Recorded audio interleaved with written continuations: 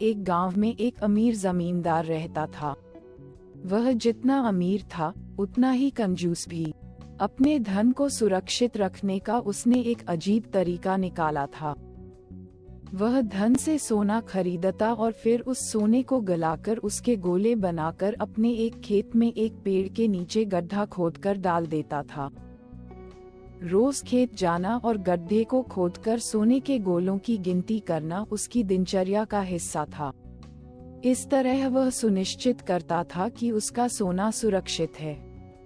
एक दिन एक चोर ने कंजूस आदमी को गड्ढे में से सोना निकालकर गिनते हुए देख लिया। वह छुपकर उसके जाने का इंतजार करने लगा।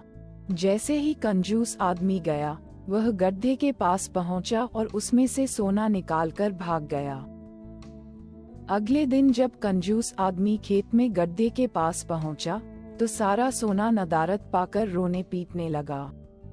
उसके रोने की आवाज वहां से गुजरते एक राहगीर के कानों में पड़ी, तो वह रुक गया।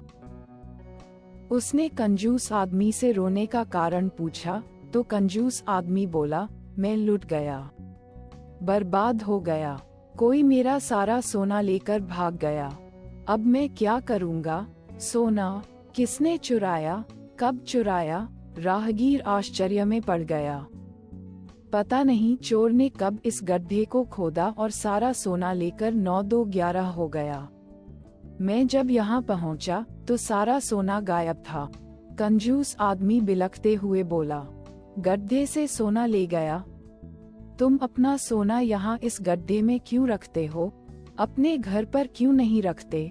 वहाँ जरूरत पड़ने पर तुम उसका आसानी से उपयोग कर सकते हो। राहगीर बोला, मैं अपने सोने को कभी हाथ नहीं लगाता। मैं उसे सहेज कर रखता हूँ और हमेशा रखता, यदि वो चोर उसे चुराकर नहीं ले जाता। कंजूस आदमी बोला। ये बात सुनकर राहगीर ने जमीन से कुछ कंकड़ उठाए और उसे उस गड्ढे में डालकर बोला, यदि ऐसी बात है तो इन कंकड़ों को गड्ढे में डालकर गड्ढे को मिट्टी ढक दो और कल्पना करो कि यही तुम्हारा सोना है, क्योंकि इनमें और तुम्हारे सोने में कोई अंतर नहीं है। ये भी किसी काम के नहीं और तुम्हारा सोना भी किसी काम का नहीं था। उस सोने का तुमने कभी कोई उपयोग ही नहीं किया, नहीं करने वाले थे। उसका होना न होना बराबर था। सीख, जिस धन का कोई उपयोग न हो, उसकी कोई